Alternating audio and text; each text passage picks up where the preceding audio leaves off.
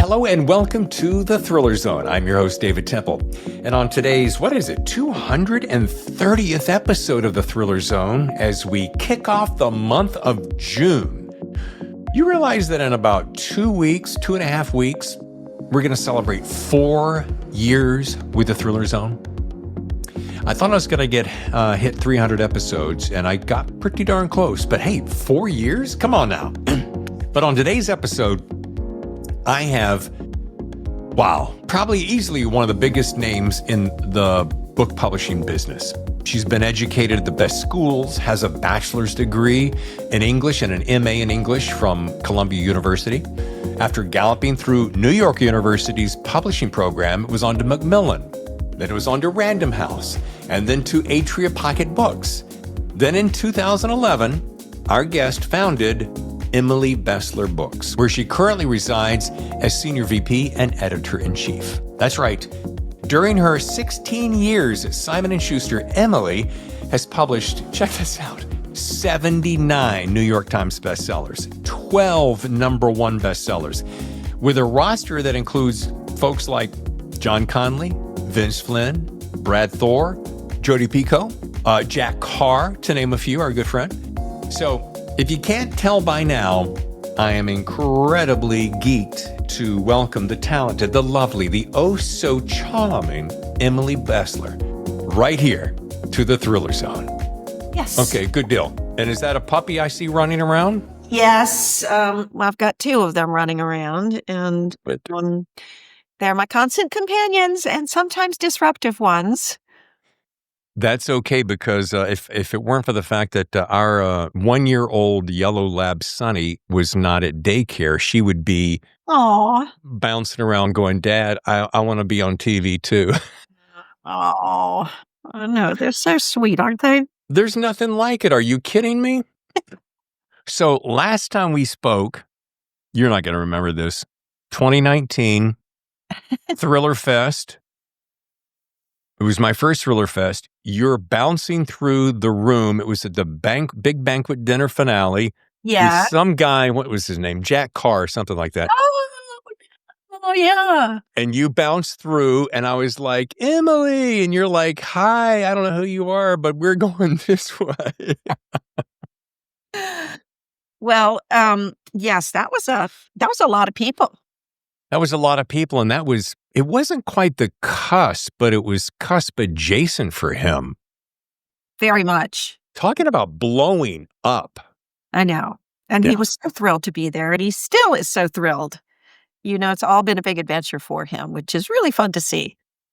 Isn't it nice when you find a guy who A, has lived it, B, loves it, C, writes about it, and D, most importantly, is still the same guy that he was when it all started?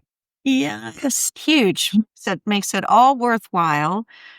And I think, also one of the keys to success, because he really, really cares about his readers, and he really cares about doing the best job possible, and doing impeccable research. And, he's just unjaded by it all. Yeah. That's got to be a tough little road to hoe, because you've been at this a couple of years, few decades, and it would be hard for you not to be jaded, I would think, with the way that the business is rolled this way and the other. Yeah, a lot of changes, right?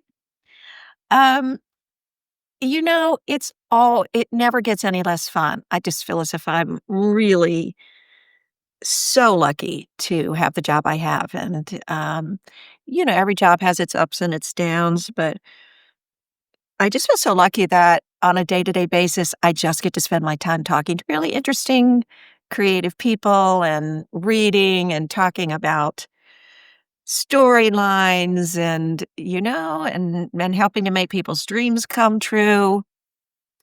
That right there. Yeah. Making people's dreams come true. I mean, think about how many people in the world can say that.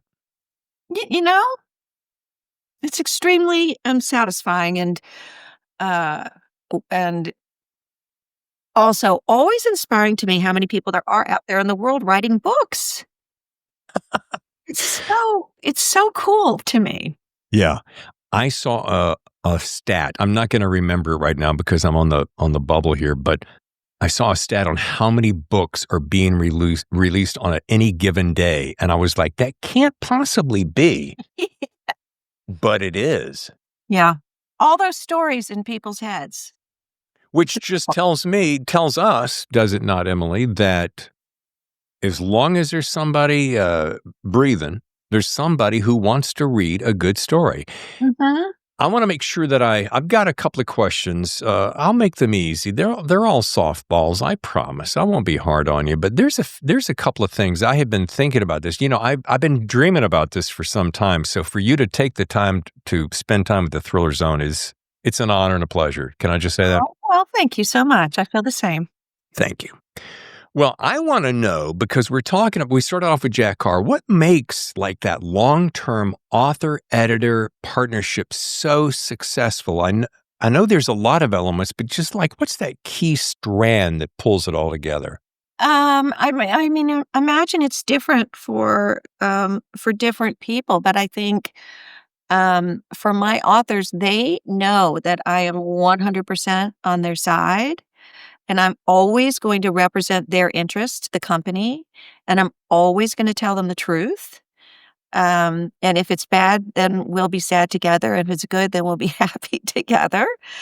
I feel as if, the agent and the author and myself, we're we're the core, and no one cares or could ever care more than us.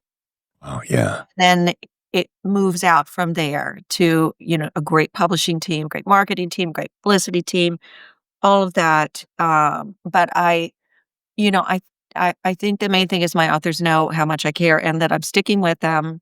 I'm not going anywhere. We're building this together. I know how talented they are. And if things aren't working out, it's not their fault. Might not be my fault either or our fault, but it's not their fault. They've done their job. And our job is to keep pushing and never give up. Nice. Never give up. I'm going to ask a question that came to my mind as I was making notes, and I'm going to look like a complete idiot, but I'm okay with that because it happens from time to time, Emily. But I'm like, okay, Simon and Schuster, she works with Simon and Schuster, but I'm like, I've always known you as Emily Bestler Books, so you have that imprint. So help me understand, like I'm a 10-year-old, how that structure works. Well, of course, there's the larger Simon and Schuster, and then in Simon and Schuster, there are a number of imprints, such as Scribner, the Children's Division, uh, Free Press. Well, not Free Press anymore. Little Simon, Atria, and so within the Atria imprint is nested Emily Bestler Books. Got it. Yes. And Okay, so thank I you. work with the Atria publicity and marketing and advertising and then the wider sales force for all of Simon & Schuster. But Okay. Emily Bestler Books is teeny. It's me and two senior editors and my assistant. So that's who we are. Girlfriend, if I may say that, it may be teeny, but it's powerful. I mean, come on now. After 79, 80 New York Times bestsellers, is that about right? Mm-hmm. It begs the question, what drives your eye for discovering that best-selling talent? What is that driving force? And what patterns do you see in authors that tend to just break through all the noise? So it's kind of a two-part question. I have always said that I really am middle America. I grew up in a small town in Martinsville, Virginia. I grew up buying books at the grocery store with my mom. There were no bookstores. I checked out books from the library. Um, so, and I read everything. And so then I, came to college in New York City, but I've never left that history behind. So I'm not dwelling in some sort of intellectual ivory tower.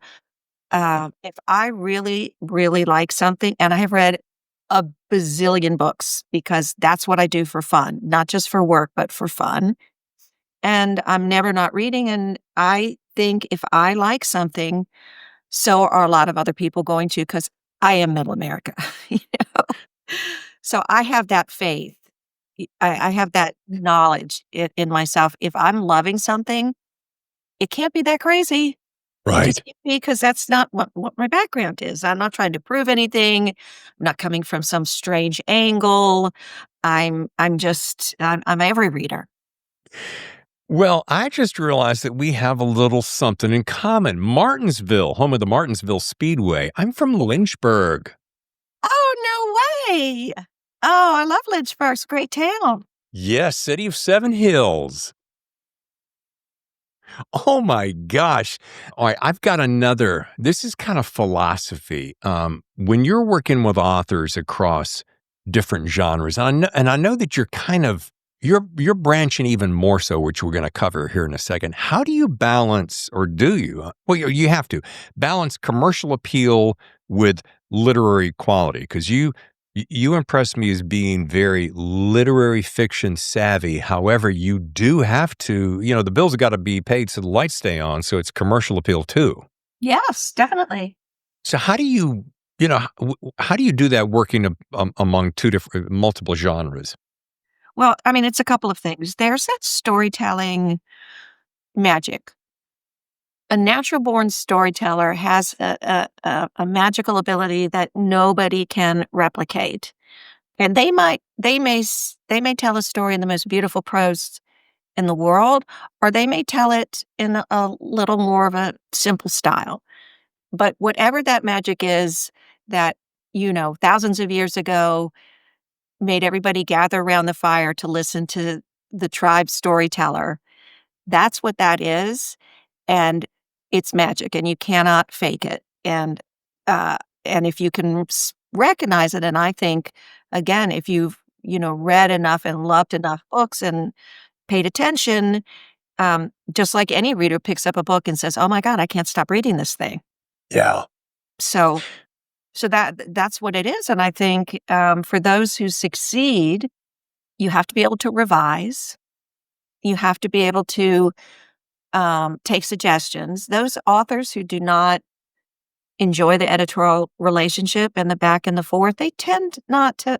Now, I'm only talking about commercial Sure. fiction Sure. and nonfiction, but that relationship, I think, is key to an author's success. Because, for example, as I have said to many an author, okay, you're telling me what you meant and you're telling me what I should be thinking, but you don't get to tell every reader who buys your book this. So don't tell me, show me. Put it in the book, because you don't get to like slip a note in there and say on page 35, in case, you weren't afraid, here's why you needed to be afraid. No. And that's one of the purposes I serve, just, being that first every reader, that responsive reader. And I find that most commercial novelists do that naturally. They're not in it for their egos. They're in it because they just love what they're doing and they want to tell a story. And if somebody says, "Here's how you can tell it even more effectively," they go, "Okay." Yeah. It's so funny. That's that one little lesson that you hear in almost every single writing class, show, don't tell, right? Yes. It seems so basic, but it's it's essential. Yeah. Speaking of multi-genres, I learned February this year marked a new horror imprint, which I gotta say I was a little bit surprised. 1201 Books. So That this has got my interest ratcheted up to about 11. So tell me about this creator-driven IP for books and films and how you met. Who's the cat? got classical. Scott. Thank you. It's a couple of things. Well, first of all, I have always read and loved horror, and I love scary movies, and I love being scared. There has not been, for years and years and years, there has not been a lot of horror to publish. It was mostly, not particularly well written, and then you had your giants. You had Stephen King, and you had a few others in that category, and then everything else was just not that great. Yeah. And I'm not sure why that has changed, but why does anything, why does romance work better in one decade than another? Or why do political thrillers work better in one decade than another, or historical romance? It is cyclical, in so many ways in publishing, but for whatever reason, there is more of it, where it used to be thin on the ground. And then, about 4 years ago, I bought a novel called We Used to Live Here by a young guy named Marcus Cleaver, and his agent, Liz Parker, sold me the short story for him to turn into a novel. And she'd already sold his short story, which had gone viral on Reddit, to Amazon for just a lot of money. So I bought the rights to the short story for him to turn into a novel, which he did. And we've sold, I don't know, about 150,000 copies of it at this point. And we haven't even done the trade paperback. We're hoping to get that on the New York Times list. And so Liz and I said, well, this was fun. This was really, really fun. And she and Scott Glasgow, the producer, have sold a lot of IP. And he's producing a lot of IP stories. And so between the three of us, we just kind of thought, why don't we do this? Y'all do the movie. Once it's greenlit, I'll do the book. And that was the beginning. Wow. Yeah, so Marcus's second novel is called The Caretaker, which is already super scary. And that will be the first novel on the 1201 list. Wow. Okay. I got too many questions to go down too many rabbit holes, but I do want to know, because I'm dying to know, what's that magic, the secret sauce, the through line, what's the one thing that you go, wow, this is what made me not be able to put this book down? I don't know if it is any one thing, because I do publish a lot of genres. So if you've read, I think one thing that helps is I do read the bestseller list all the time. And I do read other new fiction all the time. And then I go back and read classics all the time, to keep my senses sharp. Because if you read a lot of, C-level novels and submissions, you'll get a B- and think it's a masterpiece. Yeah. You have to keep exposing yourself to what's working so that that ping is fresh. And when you get it with a manuscript, you go, I know this feeling. I just had it when I read, etc. That ping you said, I love that, is that intuitive spirit in us that goes, ooh, I don't know how I know, but I know that this is a slam dunk. And and Emily, I probably get 4 to 6 books a week here at the Thriller Zone since we've started. It's increased quite a bit. And so I'm reading probably 2 books a week. And it's so funny, much like yourself, I'm sure. It used to be, I'll give it a chapter. Then it became, I'll give it a few pages. Now it's like, if you can't grab me on that first page, I'm not going to turn to the second page. Oh. I picked up one the other day. In the first paragraph, I went, okay, I don't care what else is doing. Honey, put dinner on hold. I'm going to dive into this thing.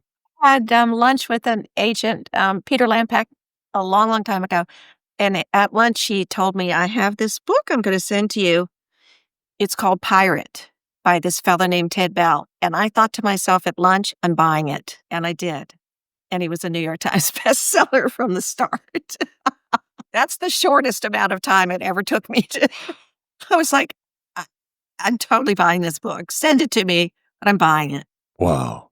God rest his soul. He became such a good friend of mine. He's such a dear guy. No. Such a good guy. Okay.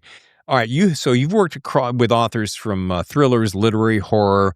What draws you to a story that examines the darker aspects of human nature? Like, we're always going, oh, I like the darkness of of this kind of a person who does this thing? Is there anything specific? And then I'll jump off of this, or is it just, again, like we just said, that ping? Yeah, I do like dark, you know? I can read anything, and I do read across all genres, but it's I've had many moments, in my life where people go, "Yeah, that was a bridge too far for me." Like, when he wrapped his guts around the tree and set it on fire, that was just too much for me, and I'm like, "You're kidding, I loved that. I thought that was so fun." Oh, wow. So, I'm not proud of it, but I don't have any problem with the darkness. Okay. Well, fair enough. This popped into my head a second ago.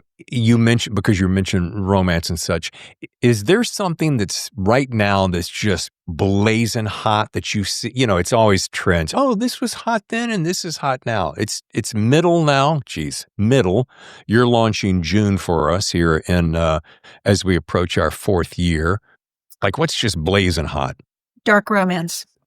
Oh, so dark romance would this be in that the whole gray world? Dark because it's violent.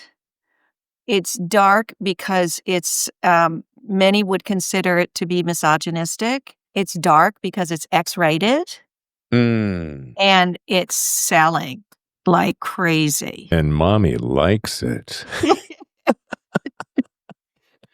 So I actually have a very young editor working with me who has an amusingly sharp eye for dark romance, because you can't fake it. You can't just buy it because it's hot. You have to love it already. Sure. And much to my shock, she, sweet little thing that she is, has read a lot of it and does love it. And she has an amazing eye for it. And we have bought some incredible, incredible stuff.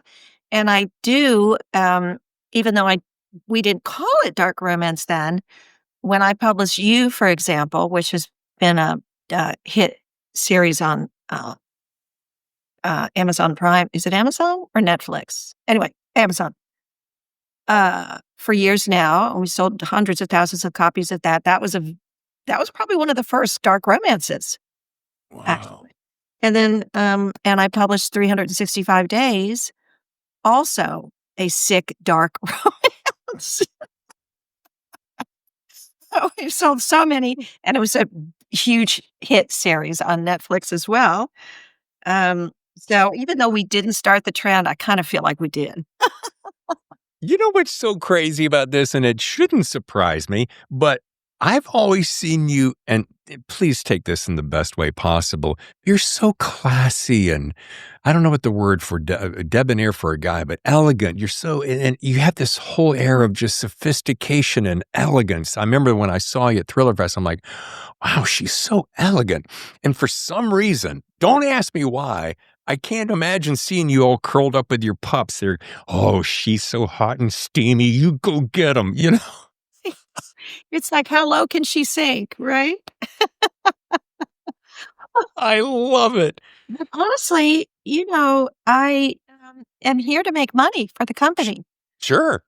And I do, like I said, I've always read across all genres. And good storytelling is good storytelling, Yeah. and if it's not, it's not. But if it is, then let's publish it and get it out there. Yeah. And sell it. It's part of what's so fun about commercial publishing. And it is fun, isn't it? I mean, like you started off the conversation by saying, what a great job I have. Mm-hmm.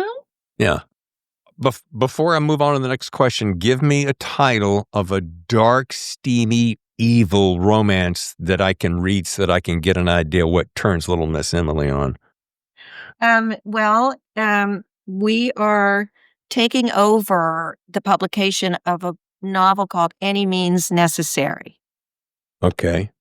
And you can buy that on Amazon now, and then in a few months we'll have taken over that publication. And there's another. We tried to buy this and did not succeed because it went for too much money. A novel called Willing Prey, if you can Ooh. imagine. Huh. Okay. That gives me something to spend those late nights when Enjoy. Honey Bear is doing some other work. Okay. Really fine. Promise. Let's look at, as we, make our way toward closing, publishing landscape, we all know has changed so much. The houses keep shrinking or combining. It's changed, from digital disruption, social media marketing. How do you adapt strategy while maintaining your core mission? That's going to be the first part of the question. How do you keep that together? It is a team effort where we all get together weekly for all sorts of reasons. And it's really about talking about, what do we see evolving? Oh, it looks like this has turned into a thing. Or, let's just say TikTok, book talk wasn't a thing. And then one day it was a thing. And everyone's like, okay, we got to, get on that. Because it is always changing. So it's really just about watching the weather Yeah. and adapting. And, publishing, it's not the most fast paced business in the world. So there's time, but you do want to watch. In many ways, what we do to sell books hasn't changed at all. There's just not that many things you can do to sell a book, and there's not many. The number of readers out there, it's not going to change overnight. It's not Right. going to go, from 1 million potential to 20 million potential. So, we know where they are. We know kind of who, definitely know who they are. And the main thing is to keep on top of where they're finding the books they want to read. And of course, the changing format situations. So no more mass markets. Oh, that would happen. No, and what did I just hear? I was on a call yesterday. We know the same person. I'm going to leave him quiet for a second, but he said we were talking about. I'm pitching a book right now, and he was looking at my notes, and I said it's 100 to 120,000. He goes, "Oh, you got to change that, dude. You got to change that right now." And I'm like, "Really?" He goes, "Oh yeah, whole business system wide, 80 to 100 tops." And I'm like, "Well, I didn't know that. Is that right?"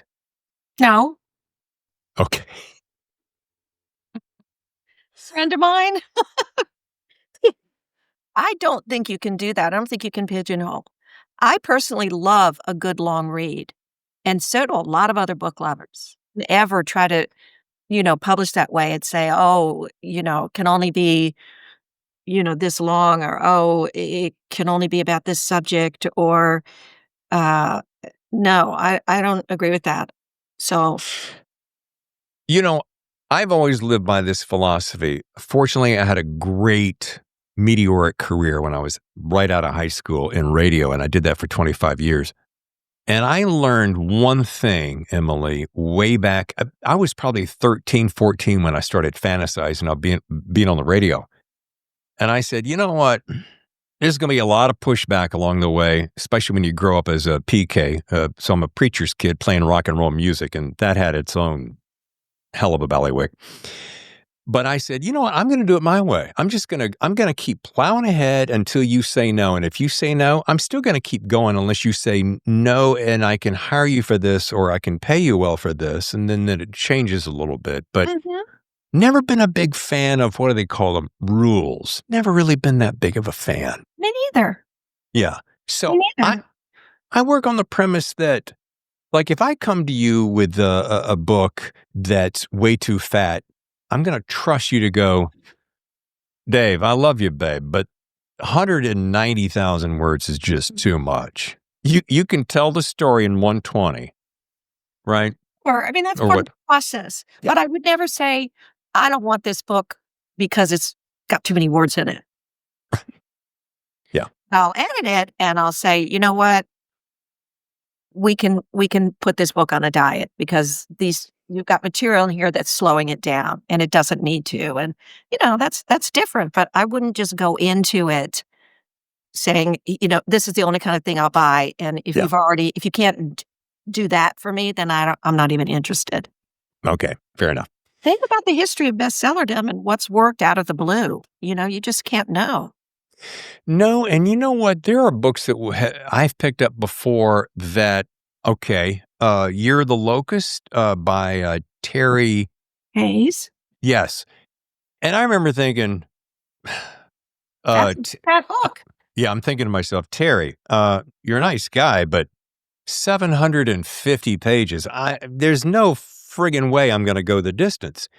But damned if I wasn't 1/4 in and I'm like, I am not moving away from. I read that thing in 3 days. I couldn't put it down. No, exactly. I don't want to end. You're sad when it's over. Yeah. No.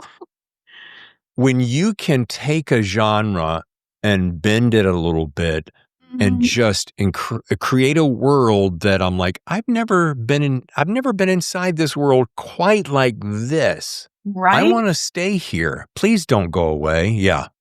Yes. Yes. All right. I am approaching my timeout because you have things to do. 2 more questions. One real quick. My listeners would kick me in the pants if I did not ask this. Do you take submissions? Unagented? Well, that's I wouldn't expect you to say yes to that. So let's go yes on both sides, agented and not. Well, I'm always reading submissions. Yeah. Always, always, always, because I'm always looking for the, next, and I'm always building up my backbench. But it is far, far better to have an agent, for all sorts of reasons.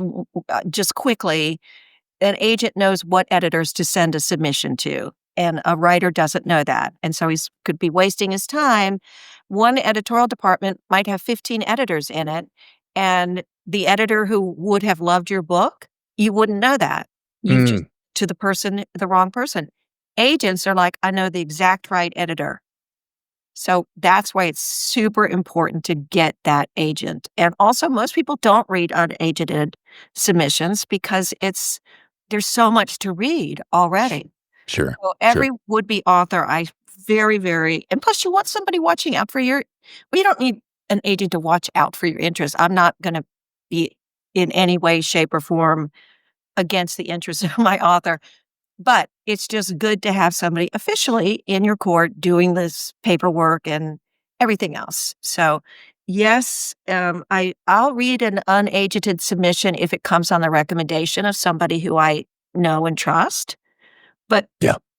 far and away, what I'm reading are agented submissions because there's just not enough time in the world. You just took the word right out of my mouth. I was like, who's got the time to be able to? You've already got your stack. No telling how tall that stack is, but you have an extra. Barrier of entry by not having the representation and the knowledge and the history, et cetera, et cetera. So, yeah. And Okay. finding, just a quick anecdote, my Vince Flynn, Mhm. God rest his soul, had an agent for his first novel, Term Limits, who was a nonfiction agent, and she really didn't know who to submit to, and she submitted to the wrong people.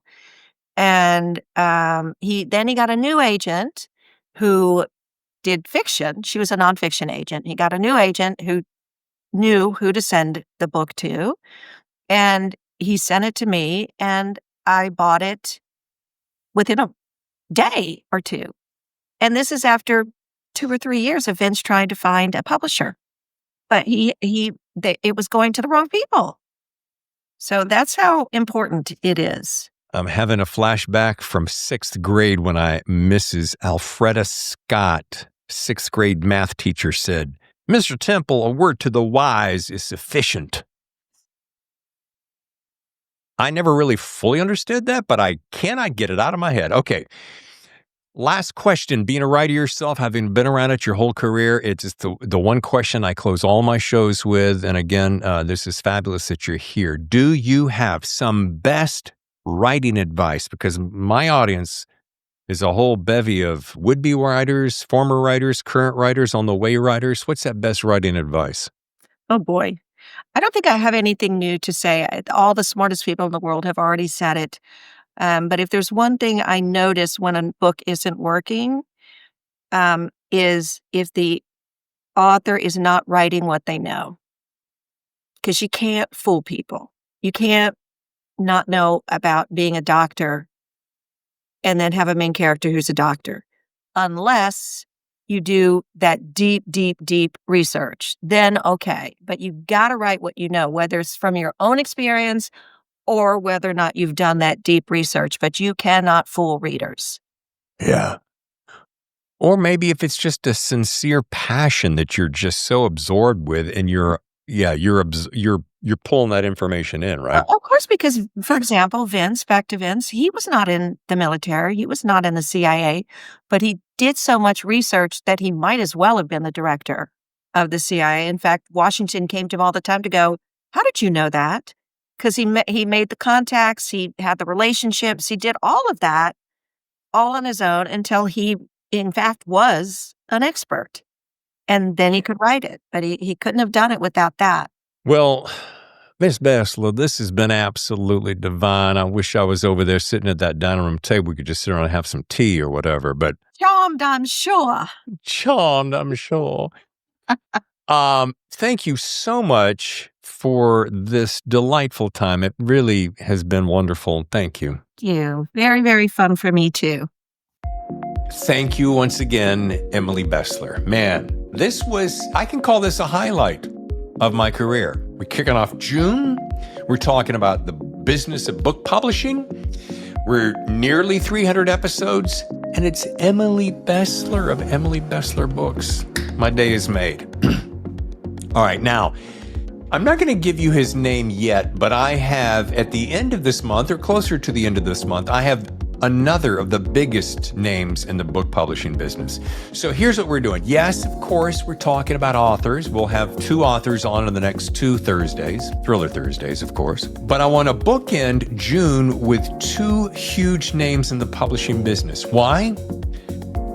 I'm interested. Secondly, I know a lot of my listeners are interested. We want to write good books. We want to get published. We want to have a great agent. We want to have a great publishing house. We want to be in this business, right? But we got to know the business. And these folks are going to open the doors to some of the inside secrets, to some of the machinations of how it all happens. So, Emily was today. Another big name is coming at the end of the month. I will tell you more very shortly. But we have 2 authors currently that are going to be right here in the middle of the month. I'm saving Megan Abbott for our 4-year anniversary. Oh, yeah, baby. Megan Abbott is going to be on the show in 2 weeks. Before then, I'm going to have Thomas Trang. Thomas is a new writer. His book came along to me. Hang on one second. Here it is. Check it out. Dark Neon Dirt. I picked this book up. I could not put it down.